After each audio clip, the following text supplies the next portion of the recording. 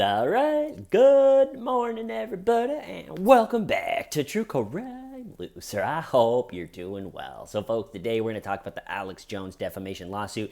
It ended last week. It was wild viewing. The Law and Crime Network YouTube channel showed the whole thing. You can watch it still. That same YouTube channel was showing the Parkland shooters trial at the exact same time.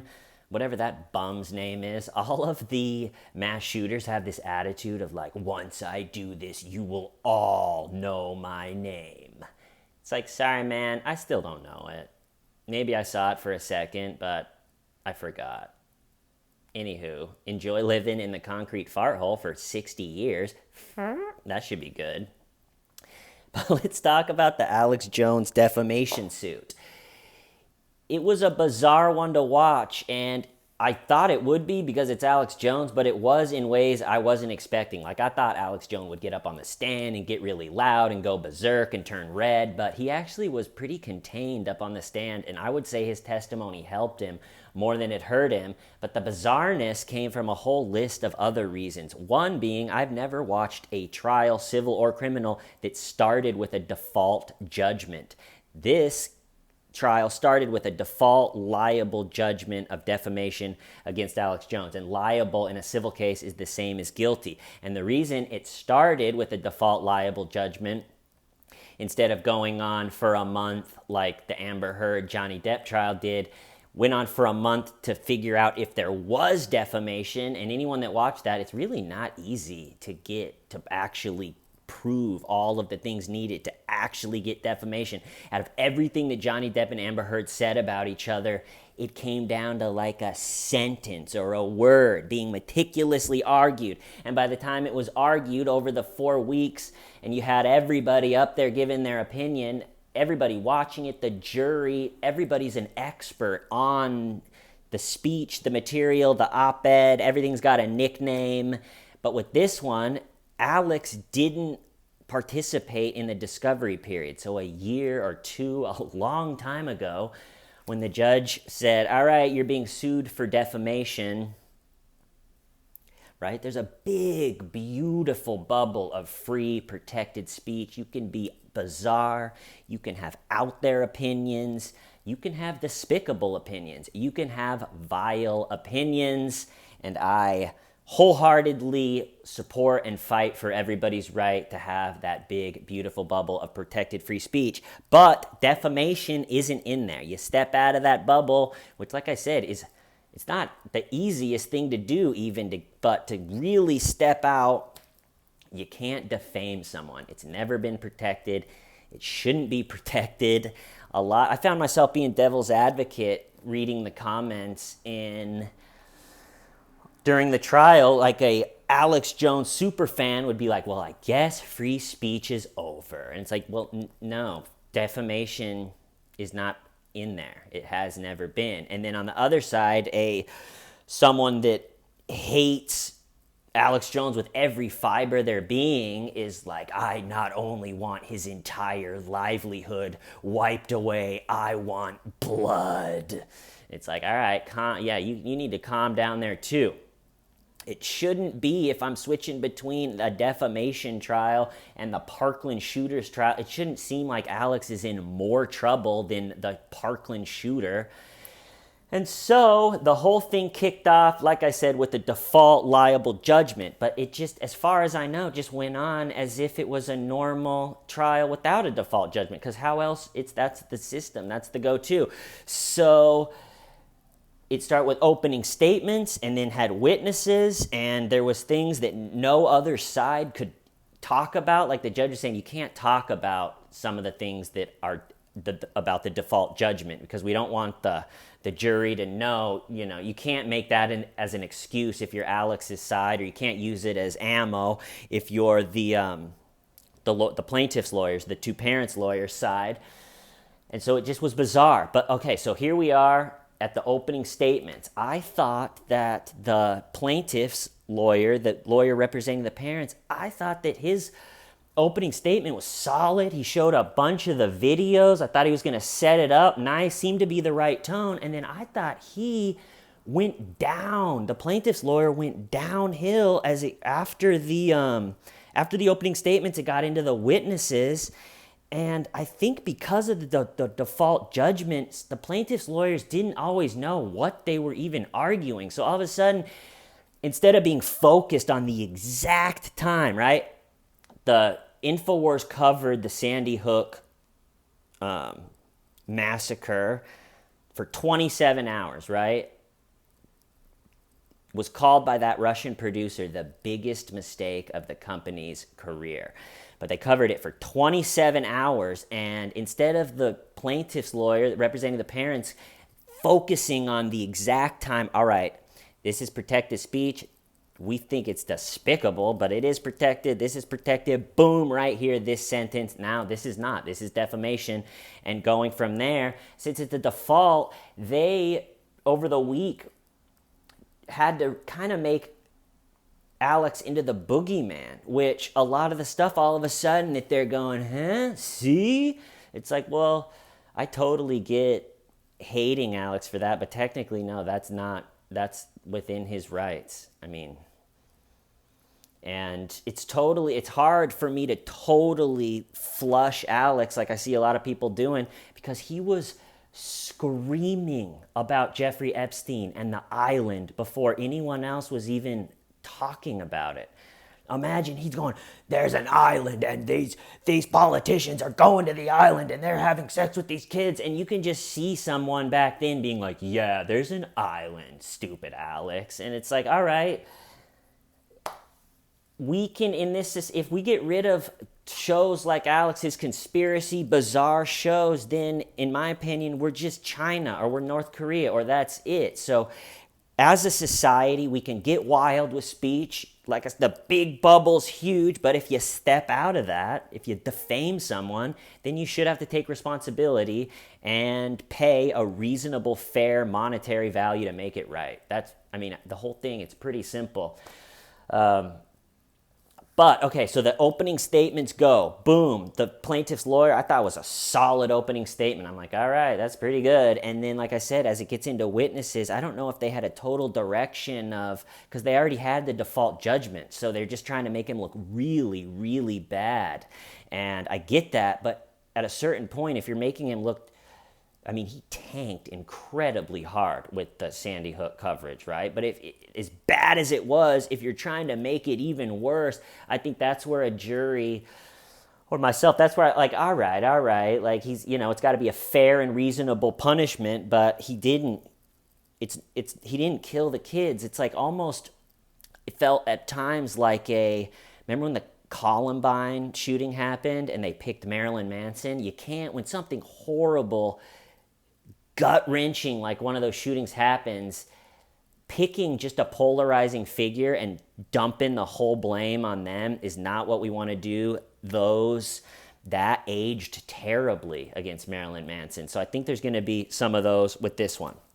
But then we get to the story of the whole trial, which is Alex Jones's mind-bendingly dumb attorney. And what's wild is I almost made a video after Alex's attorney's opening statement being like, why did he's being sued for $150 million and this is the lawyer he's going with? His opening statement was 35 minutes and he was blanking during it. I've blanked up on stage in front of people in plays, doing stand-up many times. I know what it looks like, and he was blanking up there. He kept going, okay, all right, 4 things that I'm going to tell you, and he would tell one, and then you could tell he was blanking again. And then another thing he was doing that I'm like, why are you doing this?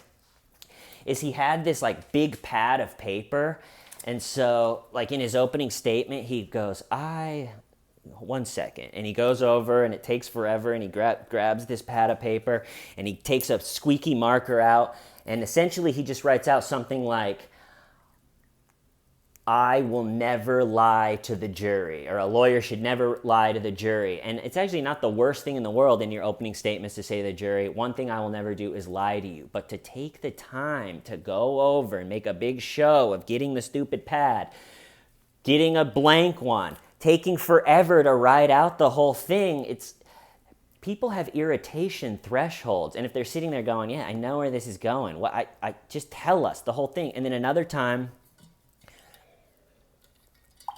when it was getting going, the same thing, he goes, we're gonna go over some terms. And I'm sure the jury's going, all right, yeah, that's not the worst thing to do. Let's nail down the definitions of some terms for the jury. But he goes over and he like looks at the jury and he's got his marker and he just goes,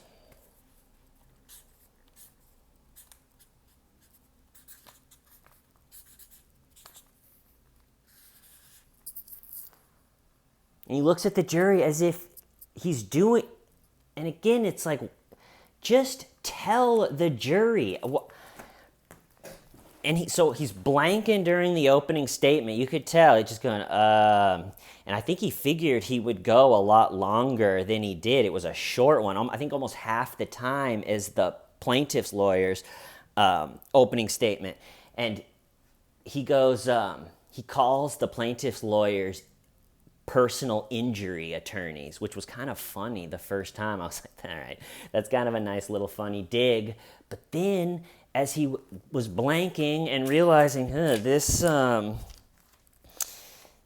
opening statement isn't going as smooth as I hoped, I think he decided, you know what, I'm going to get up there, I'm going to call them personal injury attorneys, and then I'm just going to get into the flow state from there and just really deliver this hot opening statement.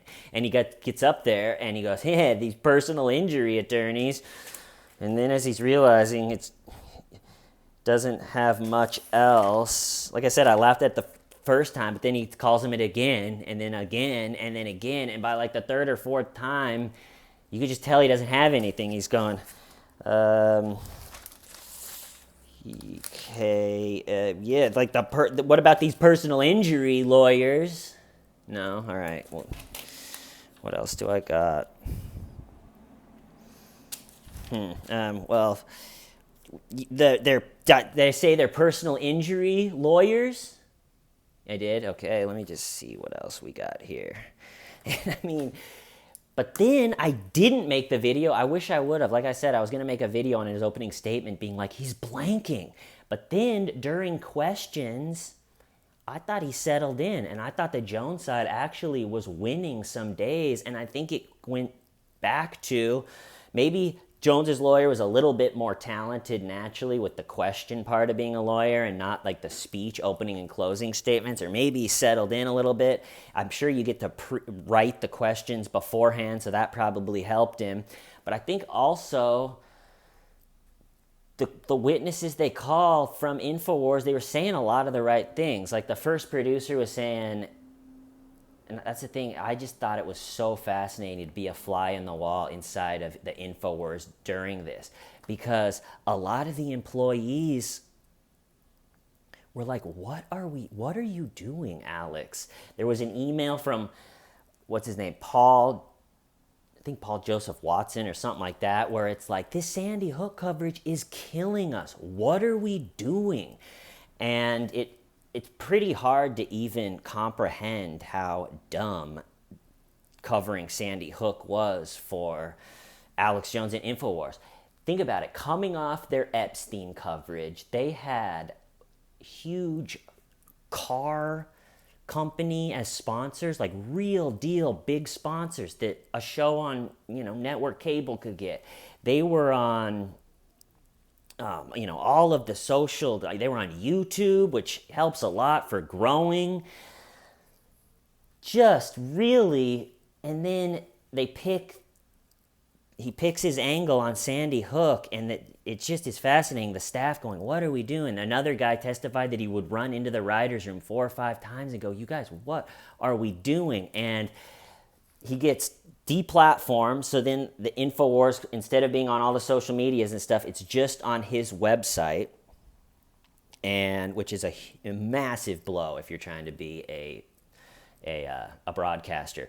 So he loses the ability, and for what? What was the Sandy Hook, So he loses credibility.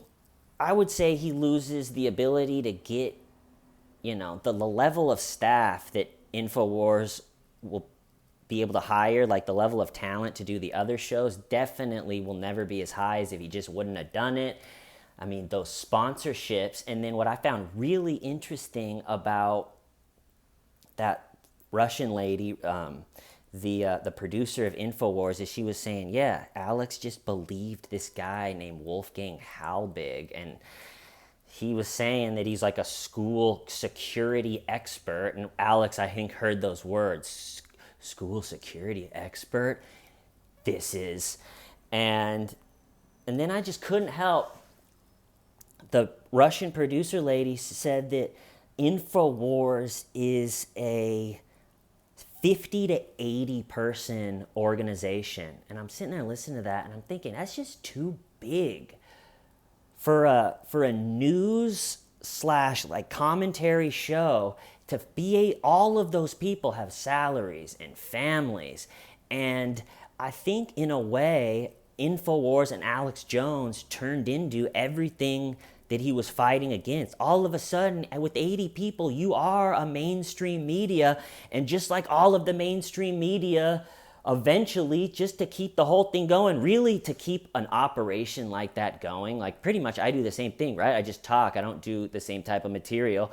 But I'm picturing, what if I had 80 employees that I had to keep going in life with salaries and everything, keep the building going, keep staff, keep the whole thing. I think the only way to do that, and you can see this with all the mainstream media and Infowars, is eventually you become a fear and despair salesman, because there's so much money in that. And I think that Alex, okay, so he gets banned from all the social media. He's only on his website. They start selling like, and the amount of money that he was able to make, even being totally deplatformed, flushed to his own website, the amount of money that he was able to still make is mind-blowing. Even the Economist, that the plaintiffs' lawyers, the lawyers that were representing the parents, even the Economist that they brought up was like, the amount of money that Alex is able to come up with, even with all of these like obstacles and being deplatformed, he was truly stunned. What was the point I was making? Oh, right. So I think that the only way to keep that whole thing going, the urgency, the excitement for the audience, is just you end up selling fear and despair. And I wholeheartedly support Alex Jones' free speech. Within the law, protected speech, you can't defame anybody. But I'll fight for anyone's free speech. But what I really can't get behind is how he sells the fear and despair to his audience. And it's the operation is so big. I mean, what if he cut it to like 10 people? Maybe you wouldn't make $50 million, but maybe you also wouldn't have to feed despair to your people all the time. And it's like, imagine if I did that. Like, I'm doing the show. All right, everybody. And then all of a sudden, I'm like, okay, it's the top of the hour. We will be right back after these messages. Everybody you love is going to die. Unless you head over to scottsharpcomedy.com and buy the Everyone You Love is Going to Die prevention kit. Ba-da-ba-doom, ba-ba-ba-ba, ba-ba-ba-boom, ba-ba-ba-ba. What do you hate your family? Ba-ba-da-boom, ba-boo-boo-boo. For $59.99, you can get 2 kits. I mean, it's like a lot of the ad breaks over on Infowars almost feel like that. It's like scary, anxiety, fear, and the only way to cure the anxiety that I just cooked up in you is, coincidentally, buying my product. I really can't get behind that, and I don't know if that was a conscious effort by Infowars or if it just slowly happens. If you're a news type organization and you have big 80-person staffs and everything, I think that's going to be gone one day, because independent small operations that don't have to, you don't always have to have that next big urgent, like, oh my God factor. The Infowars, I think that's what really got them and why they're paying $50 million for this lawsuit is because to keep that, oh my God, urgency, fear, this is big people, I think is just a recipe for disaster or to run into, a problem like this. But I think that's all I got on this one. It was a wild one. Like I said, $50 million. This is one of 3 defamation lawsuits. I think that this is the one that's probably going to be the most because the dad of these parents, Owen Schroyer, another employee of Infowars, brought his name into it. As far as I know, he's the only one that was named in all of their coverage of Sandy Hook. But it'd be interesting if they would have complied with the discovery. If they would have just put everything in, maybe they didn't want to legitimize the trial. Maybe there's really incriminating stuff in the stuff they didn't give, the texts and the emails and stuff. But it's not as easy as I thought to get defamation. After watching the Johnny Depp Amber Heard, you got to prove, intentional and malice and prove damages, and it really goes down the thing. It would have been interesting to see how it really went off if they would have complied with discovery. Oh yeah, I forgot one last thing. Probably the craziest moment is Alex Jones is just his lawyer. I think he should have just opened the phone book in Austin and picked any law firm, just professional, been around a while, and had that lawyer. It would have been way better. But his lawyer, it was one old guy that he barely said anything. He just sat there. He had 2 visible hearing aids. Once in a while, he would say, if it appeases the court. But the young guy that was blanking during the opening statements, doing his big terms, I'm a lawyer. He, on accident, sent the opposing lawyers basically all of the information, it sounds like, that they didn't want to give during discovery, just on accident. He attached it to an email. And then apparently you have 10, if you accidentally send the other lawyer confidential information, incriminating information, oh my God, you have 10 days to call for, protection or something, basically being like, I didn't mean to send it, that's confidential, it can't be used. And after 10 days, if you don't, then it becomes just like any evidence, like if you just found the evidence with a magnifying glass, so you can use it. So after Alex Jones testifies under direct examination, like I said, I think he contained himself well. I think he helped himself. I think he came off to the jury as a real person and not the boogeyman. But then on cross-examination the next day, at the very end, the plaintiff's lawyer kind of ended on a good note because he goes, Alex, do you know that you said that there's no text messages regarding this case. You didn't give them in the discovery. You've testified that, in your opinion, you have complied with discovery and you're just getting totally screwed over. Well, your lawyer, the terms guy, the pad guy, he sent me all of the text messages you've sent for 2 years. And Alex up on the stand is struggling. He tries to do it like, well, see, you have the text. You've been saying that we didn't comply with discovery and you don't have the text, but you have them. So, what? But they're going, yeah, well, you didn't send them 2 years ago during discovery. Your lawyer accidentally sent them 12 days ago. I had to wait 10 days. And then the lawyer, Alex's lawyer, that really just blew it by sending him all of the stuff that they just didn't want anyone to see, was going, well, I said, please disregard. That should mean, protection. And it really ended on a horrible note for Alex's lawyer. I wonder if you can sue a lawyer. If I was Alex, I'd probably sue that guy for just... can't even think of the word, just for blowing it so bad. And that pretty much proved that Alex didn't comply with discovery like he said he did, because he was saying there are no texts. I don't email. I got 10 million emails years ago and I stopped emailing. I'm not good at it.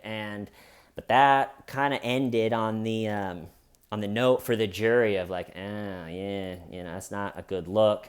And also, the plaintiff's lawyer is going, Judge, there's federal agencies that are very interested in these texts. Unless you tell me not to, I'm going to give these texts to the federal agencies. So imagine Alex Jones is like, cool, lawyer. Just, what, you send everything?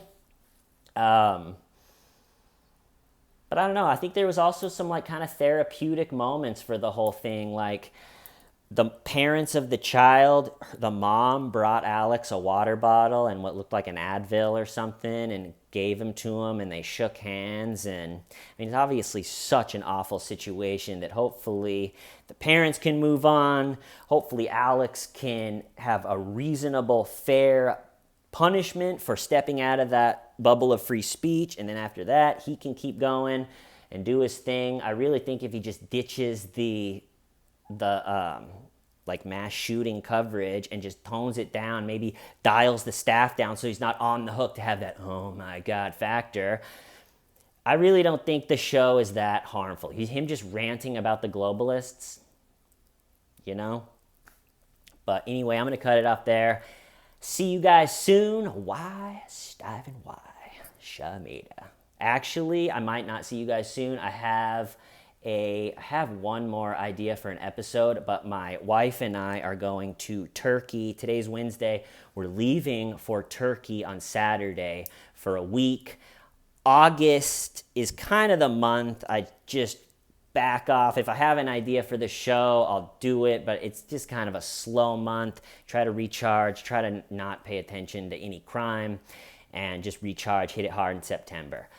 Anywho, I love you all. See you when I see you. Goodbye.